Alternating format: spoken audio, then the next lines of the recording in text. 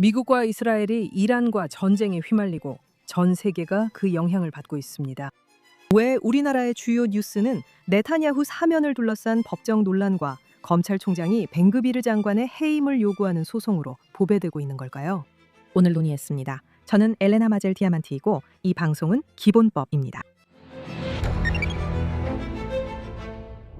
지난 2주 동안 우리는 중동에서 전례 없는 일을 목격했습니다. 미국과 이스라엘의 합동 작전이 이란의 핵 인프라, 미사일 무기고, 해군, 그리고 지도부를 타격했습니다. 한편 이란은 중동을 불안정하게 하고 세계 시장 혼란을 노리고 있습니다. 미사일과 드론이 이스라엘, 쿠웨이트에서 바레인, 아랍에미리트에 이르는 걸프 국가들, 이라크, 터키 상공, 아제르바이잔까지 발사되었습니다. 우리는 여전히 하루에도 여러 번 대피소로 달려가고 있고 이스라엘 북부는 가장 심한 공격을 받고 있습니다. 사상자도 발생했습니다. 이번 작전이 6월절이 끝날 때까지 계속될 것이라는 이야기도 나오고 있습니다. 수만 명의 이스라엘 군인들이 세계의 위험한 전선에서 싸우고 있습니다. 공중에서는 이란의 세력과 가자 지구에서는 하마스와 그리고 레바논에서는 헤즈볼라 군대와 맞서고 있습니다. 이것이 우리가 이란의 불의 고리, 그들의 억압에서 우리 자신과 이 지역을 해방시키기 위해 기꺼이 치르려는 혹독한 대가입니다. 그리고 미국 덕분에 이스라엘을 중심으로 중동 전역에 기적적으로 새로운 전략적 구조가 형성되고 있을지도 모릅니다. 하지만 승리는 아직 멀었습니다. 그리고 지역 안보, 세계 경제, 그리고 글로벌 강대국들이 벼랑 끝에 서 있는 지금은 한눈 팔 때가 아닙니다.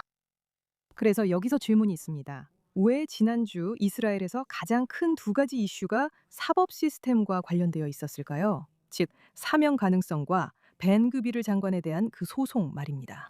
오늘 우리가 살펴볼 답은 제가 자주 되돌아보는 주제이기도 합니다. 이스라엘에서는 정치적, 전략적, 경제적, 심지어 종교적인 문제까지도 결국에는 사법 시스템의 영향을 받지 않는 것이 없습니다. 누가 통치하는가? 누가 경찰을 지휘하는가? 누가 신베트를 지휘하는가? 군대가 적대 세력과 어떻게 교전하는가? 납비단이 시험을 어떻게 관리하는가? 누가 기소되는가? 누가 사면되는가? 누가 연정에 남는가? 이 모든 것이 법을 통해 이루어질 수 있습니다.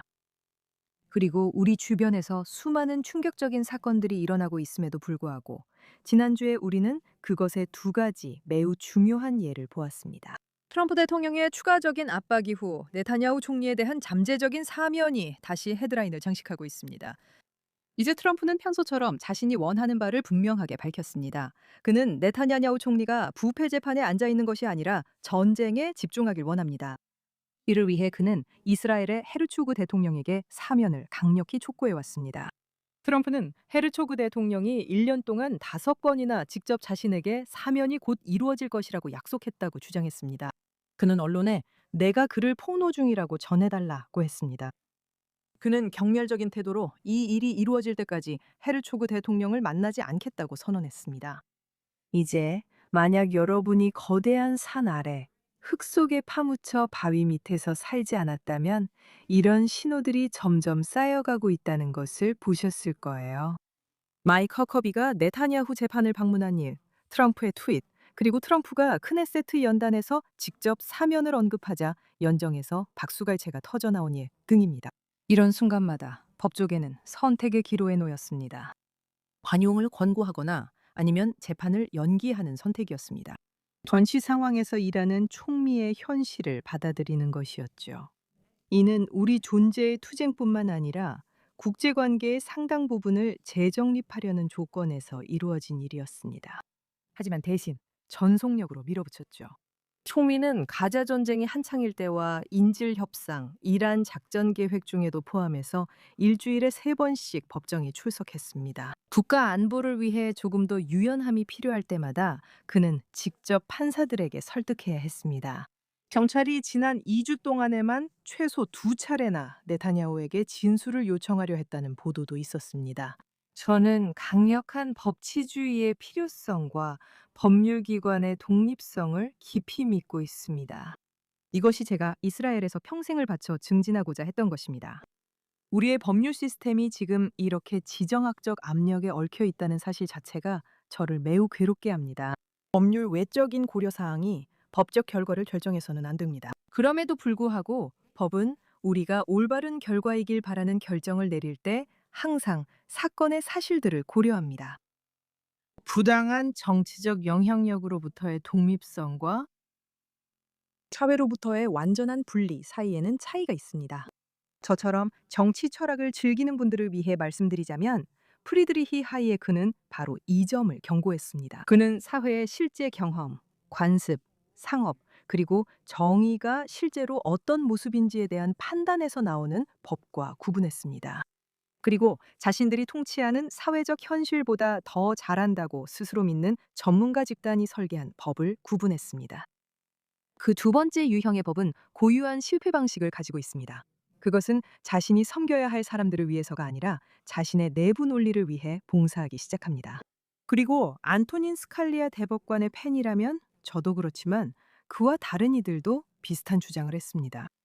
그 법은, 즉 관리자가 그 순간에 결정하는 대로 의미가 바뀌는 법은 권력을 견제하는 역할을 하지 못합니다. 그것은 단순히 권력일 뿐입니다.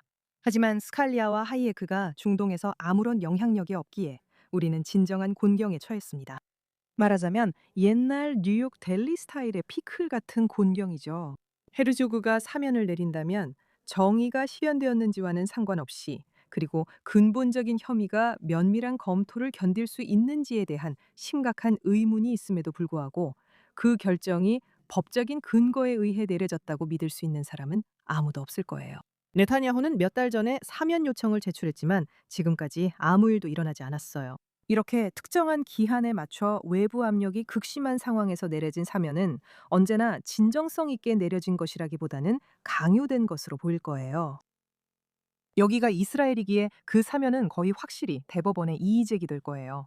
저는 대법원이 그 청원을 기각하길 기도합니다. 법적 근거도 있을 거예요. 하지만 헤르조그가 거부하면 어떻게 될까요? 그는 지금 이 순간 이스라엘의 전략적 미래를 자국과 함께 재구성하고 있는, 공군이 이스라엘의 전략적 미래를 자국과 함께 재구성하고 있는 나라와 외교적 위기를 마주하고 있는 거예요.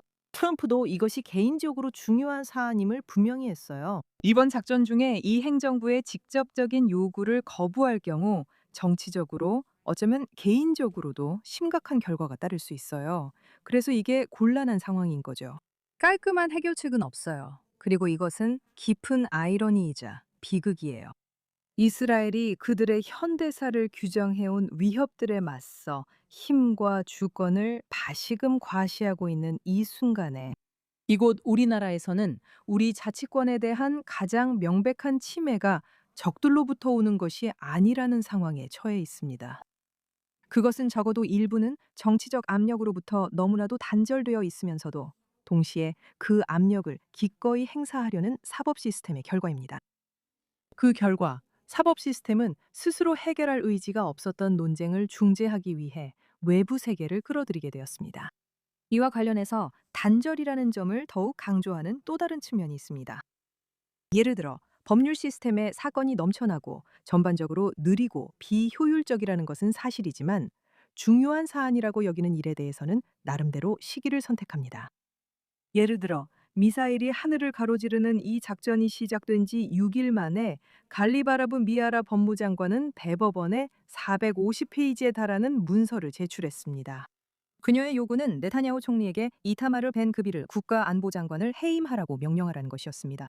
이 사건에는 더 긴 역사가 있지만 그 이야기는 다음 기회로 미루겠습니다. 왜냐하면 지금은 본론에서 조금 벗어나 있기 때문입니다.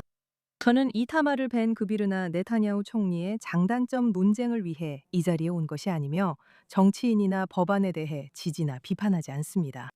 그건 제 역할이 아닙니다. 저는 합의로 해결해야 할 이스라엘 미래의 구조적 문제를 언급합니다. 다시 검찰총장의 조치로 돌아가겠습니다.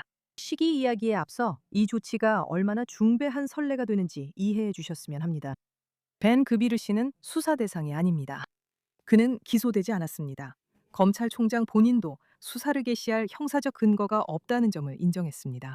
그녀의 주장은 벤 그비르 씨가 지난 4월 검찰총장실과 맺은 경찰 운영에 대한 영향력 관련 합의안을 위반했다는 것이며 이 위반이 법원이 그의 해임을 명령할 충분한 근거가 된다는 것입니다. 그리고 만약 이것이 조금이라도 법적인 문제라 하더라도 나라가 실제로 최대의 적과 싸우고 있는 상황에서 여전히 연정의 통합성을 위협할 것이라는 점은 제쳐두더라도요. 왜죠? 분명히 말씀드리자면 우리는 정책이나 절차가 불법일 때 정부에 조언할 수 있는 강인함과 독립성을 가진 검찰총장을 원합니다. 그게 검찰총장직의 존재 이유입니다. 하지만 이건 별개의 문제입니다. 이것은 이미 이스라엘 법률 시스템에 엄청난 권한을 부여하고 있는 원칙을 급진적으로 확장하는 것입니다. 그것은 기소는 되었지만 유죄 판결을 받지 않은 장관들을 해임할 수 있는 권한입니다. 이것은 유죄가 입증될 때까지 무죄라는 개념을 완전히 뒤집는 것입니다.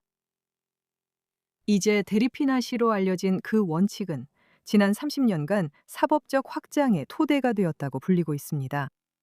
하지만 전 세계 어디에서도 찾아볼 수 없는 그 원칙의 기준조차도 검찰총장의 요구에서는 버려졌습니다. 물론 이에 대한 연립정부의 반응은 격렬하고 즉각적이었지만 심지어 야당 인사들, 수년간 법정과 거리, 크네셋에서 네타냐후와 싸워온 사람들조차도 그 시기에 대해 반발했습니다. 꼭 지금이어야 했나요? 우리는 진정한 악과 전쟁 중입니다. 사람들은 자신의 삶을 멈추고 가족과 떨어지고 사업과 학업도 뒤로 했습니다. 지금 우리는 하나로 뭉쳐 있습니다.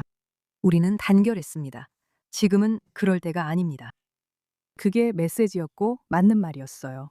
검찰총장은 다음 달까지 충분히 기다릴 수 있었으니까요. 다른 절차에서는 기록이 전부를 말합니다. 법원에 계류 중인 한 사건에서 검찰총장실은 여러 명의 판사들에게 수년에 걸쳐 22번이나 연장 요청을 제출했습니다. 그 행위로 인해 검찰총장실은 대법원으로부터 벌금까지 부과받았습니다. 그리고 물론 지금 이 시점에서 국제적이고 지정학적으로 중요한 사안이 된 사면에 대한 법적 의견도 있습니다. 그것이 그래야 하는지 여부와는 별개로 말이죠. 그것은 몇 달이나 걸렸습니다. 하지만 여기서는 제출이 갑자기 긴급해졌습니다. 그리고 우리가 여기서 다시 한번 배울 수 있는 것은 이스라엘의 법 체계가 거의 절대적인 힘과 완전한 독립성을 가지고 있다는 점입니다. 심지어는 비상시국의 요구에도 흔들리지 않습니다. 적어도 제 생각은 그렇습니다. 하지만 저는 법학자 유발 엘바샨의 말을 하나 더 전해드리고 싶습니다. 그는 변호사이자 평론가이며 분명히 보수적인 인물은 아닙니다. 그래서 그는 이 문제에 대해 다르게 봤습니다. 그의 기고문 제목은 사자가 포효할 때는 아니다 였습니다. 그는 이 제출이 큰 실수라고 했습니다. 권리를 보호하는 것과 현장에서 제도적 사실을 확립하기 위해 활발한 군사작전 중에 법적 절차를 사용하는 것 사이에는 차이가 있습니다. 그는 지금 450페이지를 쏟아내는 건 법조계 비판자들에게 그들이 딱 원하던 공격의 빌미를 쥐어주는 꼴이라고 썼습니다. 그는 또한 이것이 이스라엘 법에서 단발적인 사례가 아님을 보여주며 위기 시기에 내려진 논란이 많고 선례가 되는 법원 판결들의 패턴을 추적합니다. 1995년 아론 바라크 대법관의 헌법혁명을 시작한 판결은 라빈 총리가 암살된 지 불과 닷새 만에 발표되었습니다. 나라는 믿을 수 없는 충격과 슬픔에 잠겨 있었습니다. 2006년 표적 암살에 심각한 제한을 가하는 판결이 내려졌을 때 카삼 로켓이 스데롯에 쏟아지고 있었습니다.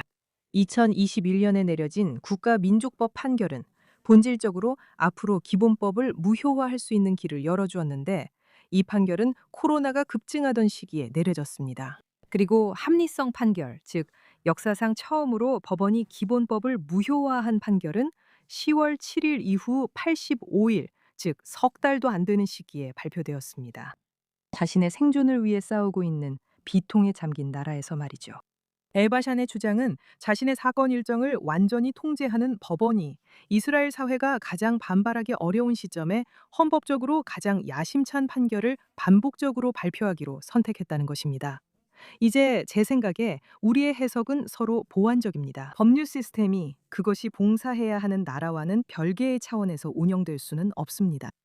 이스라엘의 사법 독립에 대한 접근 방식은 법률 시스템을 그것이 조종하는 정치적 현실로부터 너무나도 차단해버려 이제 정치적 현실이 거칠게 다시 드러나고 있습니다. 특히 사면의 경우 우리의 사법 독립 방식이 엄청난 타격을 불러왔다는 사실을 이제야 알게 되었습니다.